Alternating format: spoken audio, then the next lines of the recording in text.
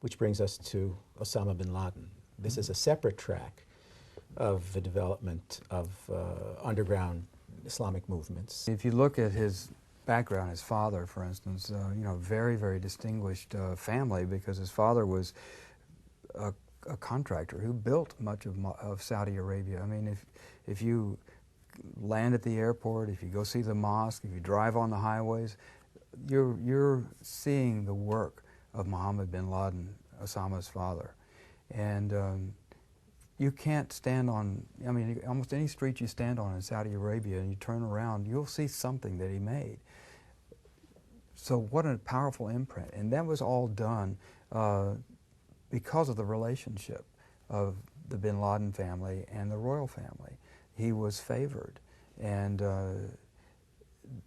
Osama grew up with this kind of easy familiarity with members of the royal family.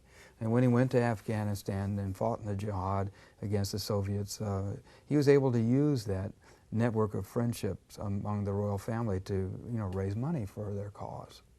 So he comes back from a successful sojourn in the war in Afghanistan, actually having been in combat, though I gather, in fact, the contributions of the Arab jihadis was not all that significant in overthrowing the Soviets. Yet his reputation is burnished under these circumstances. Let me rephrase it. It was insignificant. The Arabs contributed nothing to that cause. In fact, the Afghans laughed at them, shut down their operations a couple of times because it just got in the way.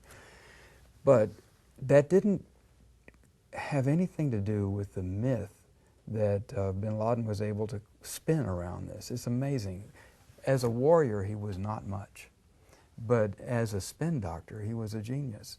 The notion that he had gone off to fight for the sanctity of Islam, to rescue his fellow Muslims from the oppression of their occupiers, this created a kind of mystique around him, especially in Saudi Arabia, which is not really known in modern times as, you know, a warrior nation, which has been very passive in world affairs for the most part, where wealth is fairly common. It wasn't unusual for the bin Ladens to be wealthy, but all the power is concentrated in the hands of another family, and that's the royal family.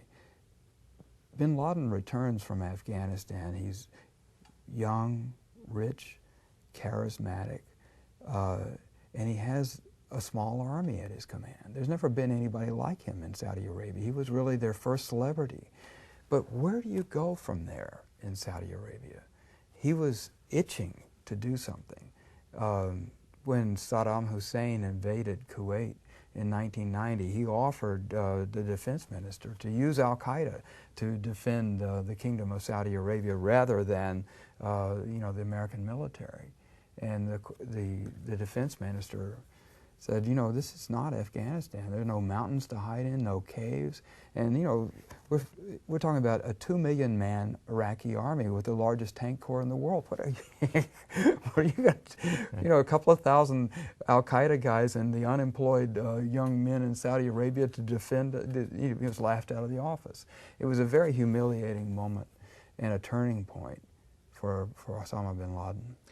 Is that turning point then tied to the arrival of American troops in Saudi Arabia for the defense of Saudi Arabia, the reconquering of Kuwait at that point in the early 90s? Do you find that the moment that led to the break between bin Laden and the Saudi government, the royal family, and ultimately his fierce condemnation of the U.S. and the ultimate attacks on September 11th? There's no question about that. You know, it's not just bin Laden that felt offended by the idea that non-Muslims would come to the Holy Land of Saudi Arabia and defend it, and not just Jews and Christians in that army, but women. You know, these were insults, and he was a little bit mollified when the king pledged that as soon as this was finished, then the Americans would go home. But, you know, the truth is that didn't happen. Right.